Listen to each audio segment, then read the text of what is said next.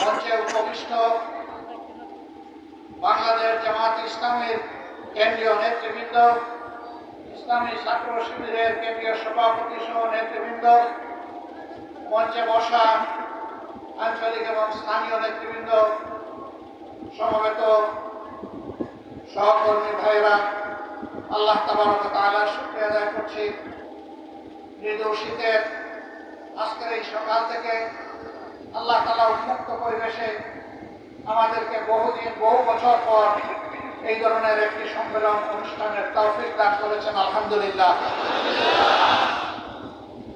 স্বৈর শাসক একটানা 15.5 বছর এই জাতির ঘাড়ের উপর যখন দল পাথর হিসাবে চেপে বসেছিল, তার আগের 2 বছরের অসাংবিধানিক অস্বাভাবিক সরকারটাও ছিল তাদেরই উচ্ছৃঙ্খল আন্দোলনের ফসল।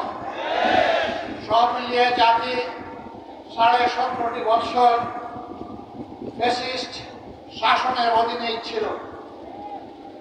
যারা ফ্যাসিবাদী, একসময় তাদের পতন হয়। পতন যখন হয় তখন মুসলিম মানুষ আর তাদেরকে কবুল করে না। দেশের বুকে তাদের থাকার তখন সাহস হয় না। মঈনুদ্দিন ফখরুদ্দিনও আজকে দেশে নাই, ওরাও পালিয়ে গেছে। এরপরে যারা এসেছিল তারাও পালিয়ে গেছে।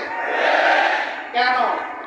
তারা না বলেছিল তাদের আমল বাংলাদেশের স্বর্ণযুগ, তাদের উন্নয়নের মহাসড়ক, তারা না বলেছিল বাংলাদেশ উন্নয়নের রোল মডেল, তারা না বলেছিল বাংলাদেশে আইনের শাসন কায়েম হয়েছে তাদের হাতে।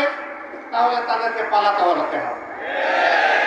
পালায় তারাই যারা অসংখ্য অপকর্ম করে, যাদের কোনো নৈতিক সাহস থাকে না জনগণের সামনে মুখ দেখানো।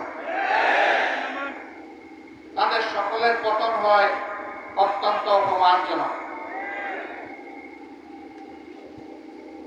সহকর্মী ভাইয়েরা, আল্লাহ তাআলার দান